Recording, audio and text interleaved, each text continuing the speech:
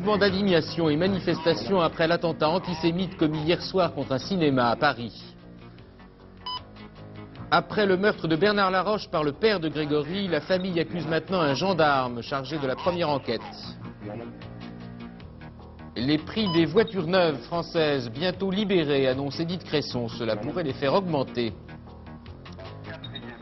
Rugby, belle victoire pour la France contre le Pays de Galles cet après-midi, mais c'est l'Irlande qui remporte le tournoi. Mesdames, Messieurs, bonsoir. Ce n'est pas la première fois, hélas, qu'un attentat antisémite est commis en France. Mais jusqu'ici, on n'avait jamais déposé de bombe dans un cinéma. Celle qui a explosé hier soir au Rivoli-Beaubourg, une salle du quartier du Marais à Paris, a fait 18 blessés, dont 3 sont atteints sérieusement. Le caractère antisémite de l'attentat ne fait aucun doute. Cette salle abritait un festival du cinéma juif et ses responsables avaient reçu une lettre de menace la semaine dernière. Hélène Rizacher. La bombe, placée sous un fauteuil à l'arrière de la salle, a explosé à 21h45. Le faux plafond et les murs se sont écroulés, les fauteuils ont été arrachés par le souffle. Au vu de ces dégâts, certains parlent de miracle. Ce cinéma peut accueillir 150 personnes, 30 seulement étaient à la séance d'hier soir. Ces spectateurs se sont précipités vers la sortie, dans le noir et la poussière, tous souffraient de troubles auditifs après la déflagration. Les secours, arrivés rapidement, ont dégagé 3 personnes des décombres, plus sérieusement blessées. Ce soir, seul un jeune homme brûlé au visage et aux mains est encore hospitalisé. Pierre Jox, le ministre de l'Intérieur, s'est immédiatement rendu sur les lieux. Cet attentat est abominable. Le maire de Paris, Jacques Chirac, était là également. Les diverses revendications de cet attentat antisémite n'ont pas été authentifiées ce soir et semblent peu crédibles aux enquêteurs, qui n'ont pour l'instant qu'une seule piste, la fameuse lettre de menace anonyme adressée la semaine dernière au Festival du cinéma juif. Tout va sauter et le directeur aussi. Depuis, les rondes policières s'étaient multipliées.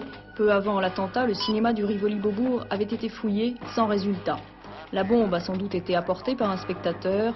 2 ou 3 d'entre eux ont d'ailleurs quitté la salle peu avant l'explosion. Mais personne n'a prêté attention à ces départs. Malgré le crime de la nuit dernière, le Festival international du cinéma juif continue à la salle Escurial. Les réactions sont très nombreuses dans le monde politique aujourd'hui après cet attentat. Toutes témoignent de la même indignation. Le président de la République a adressé aujourd'hui un message à la communauté juive de France dénonçant ce crime et témoignant de sa solidarité avec les victimes et tous ceux qui étaient visés. Son épouse Danielle Mitterrand s'est rendue cet après-midi même à l'Escurial où le festival continue. Elle a assisté à la projection d'un des films.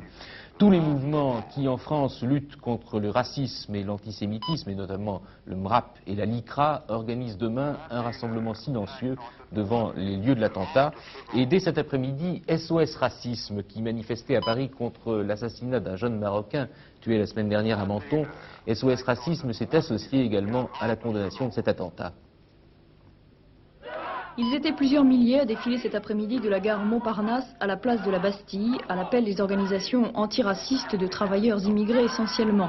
Nombreux étaient les manifestants portant le badge « Touche pas à mon pote » de SOS Racisme, parmi eux Harlem Désir, le leader de l'organisation.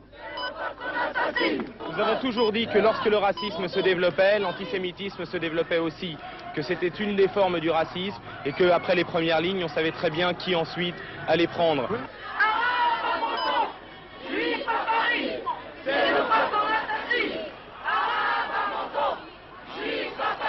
Arabes à Menton, juifs à Paris, c'est nos potes qu'on assassine. Un slogan massivement repris par les manifestants pour cette marche antiraciste qui s'est déroulée sans incident.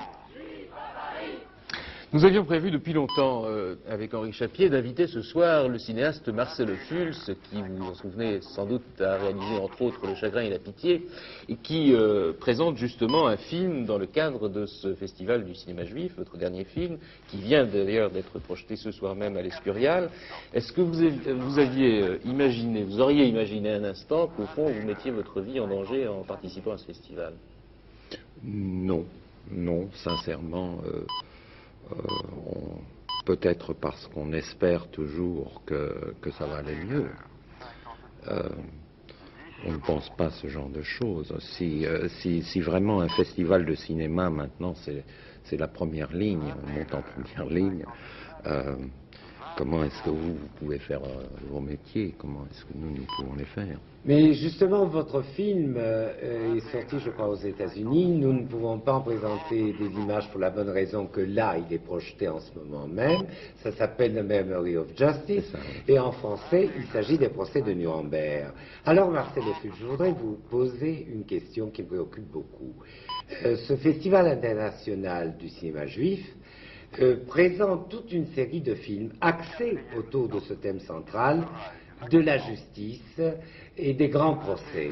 Est-ce que vous avez une explication? Est-ce que c'est un thème fondamental relié à la judaïté? Qu'est-ce que ça veut dire? Oui, je crois. Je crois que la notion peut être naïve, humaniste, qui consiste, même vis-à-vis du génocide, même vis-à-vis du racisme et de la torture, à vouloir responsabiliser les gens, à avoir des notions de si quelqu'un a fait ça. C'est pour ça justement, excusez-moi, c'est pour ça que c'est très émouvant et en même temps très désastreux et émotionnant de voir que c'est au moment, j'avais félicité les organisateurs parce que je trouvais que c'était une très bonne idée de montrer le rapport qu'il y a entre la croyance dans une justice humaine,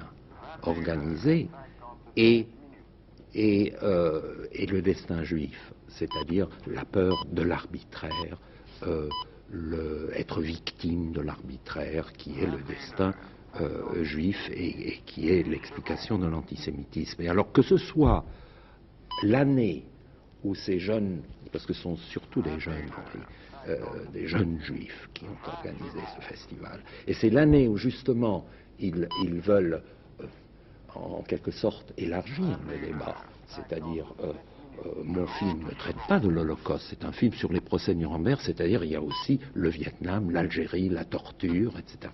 Alors j'ai été gêné d'en parler, mais aujourd'hui je vois que, touche pas à mon pote, on manifeste dans les rues de Paris en même temps contre la bombe qui a visé des jeunes juifs qui organisaient un festival sur la justice, et en même temps contre l'assassinat du jeune Marocain à Menton. Et ça, je trouve que ça tombe bien en place, cinéma, justice, terrorisme et la réponse et terrorisme est vraiment et nazi. l'effet tout à fait positif. Voilà. Mais on attend d'ailleurs de vous une explication. J'ai juste cette question à vous poser. Comment peut-on interpréter ce refus et ce rejet? Évidemment, ils sont minoritaires, ceux qui posent ces bombes-là. Mais est-ce que derrière, on peut comprendre pourquoi il y a ce rejet de l'histoire? C'est un attentat contre l'histoire telle qu'elle s'est déroulée. Voilà, c'est tout à fait ça. Et je crois, Henri, qu'ils sont minoritaires lorsqu'ils posent des bombes. Ils sont déjà beaucoup moins minoritaires quand ils rejettent l'histoire. Dans ce rejet violent de l'histoire, ils ne sont que l'avant-garde d'une poussée de cynisme et de je m'en foutisme qui favorise le terrorisme, l'extrême droite, même jusque dans les choses les plus respectables. Merci, Marcel Effuge, de votre intervention.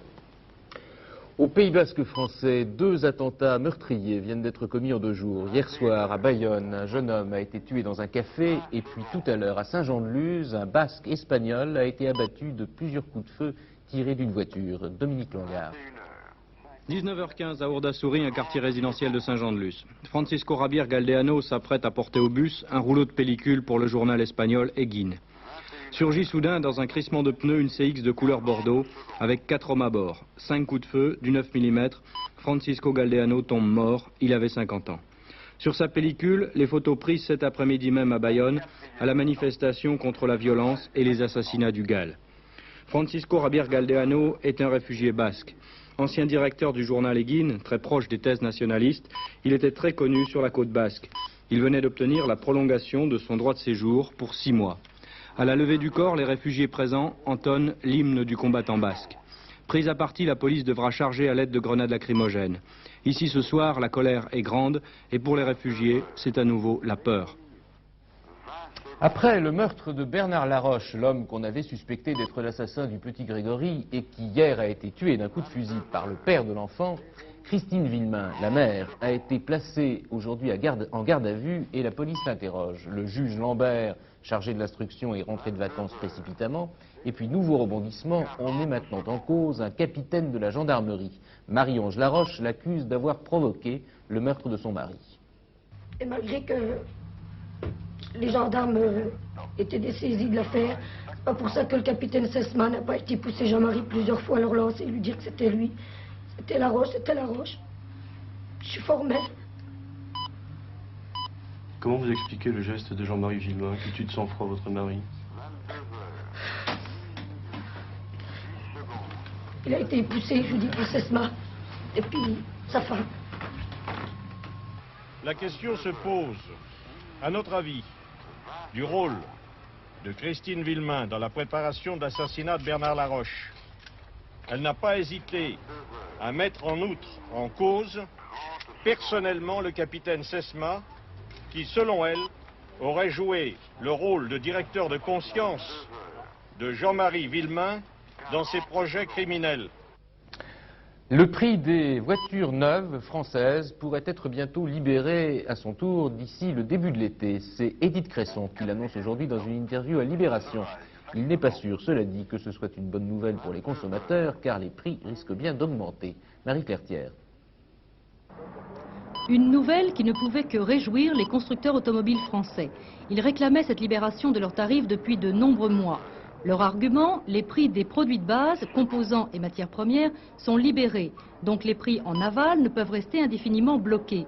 Les constructeurs français n'ont cependant pas précisé si les hausses porteront plutôt sur les modèles haut de gamme ou sur les petites cylindrées. Il paraît peu probable toutefois que les petits modèles soient les plus touchés, car c'est sur cela que la bataille est la plus rude avec les concurrents étrangers qui ont fait une belle percée sur le marché français.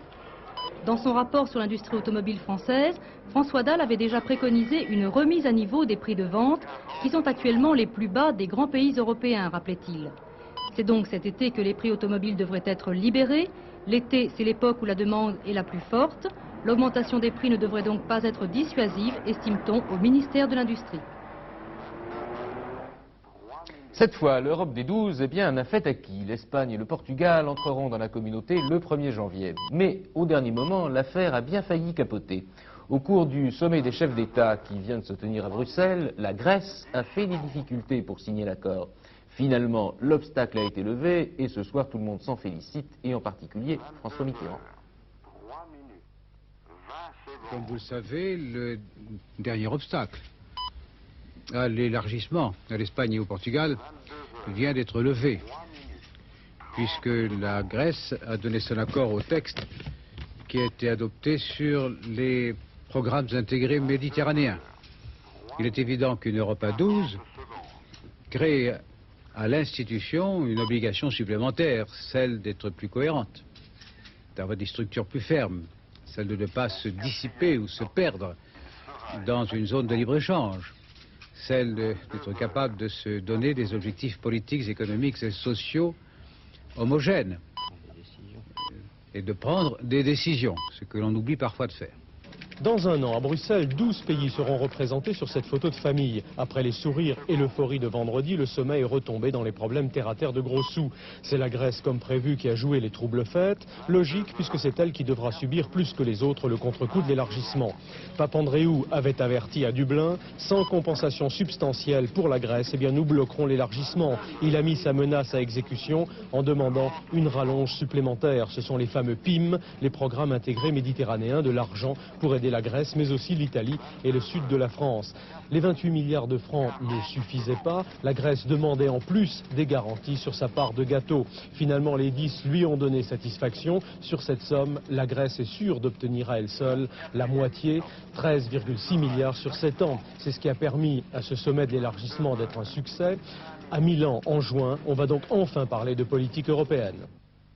Au sud Liban, l'armée israélienne qui poursuit son repli a fait ce matin un retour en arrière et s'en est pris à plusieurs villages de la région de Saïda où 5 personnes ont été tuées. De Beyrouth, le récit de notre envoyé spécial, Joël Hazard. Depuis hier, les 2 camps de réfugiés palestiniens des faubourgs de Saïda vivent sous le feu intermittent de l'artillerie chrétienne. Aujourd'hui encore, 30 000 Palestiniens d'Ain el-Way et quelques mille autres de milliers aux milliers sont restés terrés dans leurs masures, aux toits de parpaings, faute d'abri. Les tirs de mortier et de canon ont fait aujourd'hui plus de 20 morts et une quarantaine de blessés. En fait, les camps palestiniens sont pris dans la bataille qui oppose depuis le retrait israélien de Saïda les communautés chrétiennes et musulmanes de la région. Qui a relancé les combats? Difficile à dire avec certitude, chacun s'accusant mutuellement. En tout cas, les affrontements ont encore accentué les clivages confessionnels. D'un côté, les milices chrétiennes. De l'autre, la 12e brigade musulmane de l'armée libanaise, appuyée par les milices islamiques et soutenue par les Palestiniens, armés de leur seul Kalachnikov. Saïda, coupé en 2 secteurs communautaires, avec pour conséquence l'exode des civils, plus d'1 millier de réfugiés palestiniens ont fui vers le centre-ville, des centaines de familles chrétiennes vers Jezin, plus au nord, sous contrôle israélien. Le redécoupage confessionnel du Sud-Liban se précise. De Beyrouth, Joël Hazard, Soir 3. Rugby, les Irlandais ont remporté aujourd'hui le tournoi des 5 nations. Leur victoire sur l'Angleterre cet après-midi, 10-3, leur a donné la première place avec 1 point d'avance seulement sur la France. La France qui, comme eux, n'a pas perdu un seul match. Tout à l'heure au Parc des Princes, le 15 tricolore a battu le Pays de Galles, 14-3. Une victoire méritée pour la France qui a réussi 2 beaux essais. Michel Drey. L'Escarbourat cherche la bonne trajectoire. Le coup de pied est joli. Le ballon entre les poteaux. La France mène 3-0 après 2 minutes de jeu. L'équipe de France a son botteur, mais les supporters préfèrent son rugby d'attaque. Ça démarre sur la droite par Galion, Codorniu, Sella et Blanco. Regroupement, le ballon sort pour la France. L'Escarbourat transmet à Blanco. Longue passe pour Estève. Une fois lancé, l'ailier est irrésistible.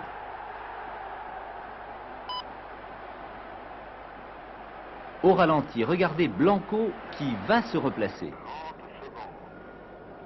Il récupère le ballon et c'est Estève. 7-0 après 38 minutes de jeu, c'est aussi la marque au repos. En deuxième période, les Gallois plus toniques se créent pas mal d'occasions. C'est après cette pénalité de Sorburn que le Pays de Galles réduit la marque 7-3. Réplique de l'Escarbourat, encore une pénalité. À 10-3, la France respire. Et dans les 10 dernières minutes, alors que les Gallois sont souvent dans les 22 mètres français, les hommes de Philippe Dintran retrouvent un peu de tonus et de vivacité. Galion sort ce ballon pour Blanco qui ondule au milieu des Gallois. Bonneval donne son ballon, Graton s'accroche et Serre Galion qui marque son 12e essai en équipe de France. 14-3, la France termine invaincue, mais à la 2e place de ce tournoi derrière l'Irlande qui a battu l'Angleterre 13-10. Les pharmaciennes, c'est-à-dire les femmes qui ont un diplôme de pharmacie, préfèrent qu'on les appelle Madame le pharmacien car elles ne veulent pas qu'on les confonde avec la femme du pharmacien. C'est ce qui ressort d'un sondage publié aujourd'hui par un quotidien professionnel. Voilà qui sans doute ne fera pas plaisir à Yvette Roudy qui a fait depuis longtemps son cheval de bataille de la féminisation des noms de profession. Madame la ministre y fait du reste allusion dans le livre qu'elle vient de publier chez Albin Michel, À cause d'elle. Un livre où elle fait le bilan de son action au gouvernement, mais où elle raconte aussi les années difficiles de son enfance. Christian Doriac l'a rencontré. J'ai eu un petit peu le désir de faire le point. Et j'ai commencé à le faire lorsque j'étais au Parlement européen, où j'ai écrit presque 200 pages sur ma vie finalement. Un petit peu parce que des amis proches m'y ont poussé. Et puis, par la suite, j'ai été amené aussi à faire le bilan, parce qu'au bout de 3 ans et demi, on a le sentiment qu'on peut déjà faire un petit bilan d'exercice de ce ministère. Ce livre, vous auriez envie de le lire, avec le titre qu'il porte, vous? Vous savez, quand on a fini d'écrire un livre, il est un petit peu derrière soi. Donc, je le connais évidemment tout à fait par cœur, puisque j'y ai beaucoup travaillé. Il a fallu l'organiser, il a fallu réécrire beaucoup de choses plusieurs fois, et il a fallu faire un tri, il y a eu des épreuves, donc au moment où je vous parle, je n'ai pas envie de le lire, tout simplement parce que je le connais trop bien.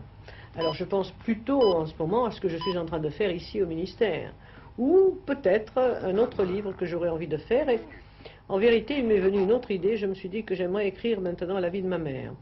À partir de ce livre, c'est une idée qui m'est venue en chemin. Elle n'était pas venue avant? Non. Pourquoi? Mais parce que quand vous êtes en train d'écrire un livre, c'est un travail sur vous-même que vous faites, et ça vous fait découvrir beaucoup de choses. Ça vous permet de faire le point sur vous-même.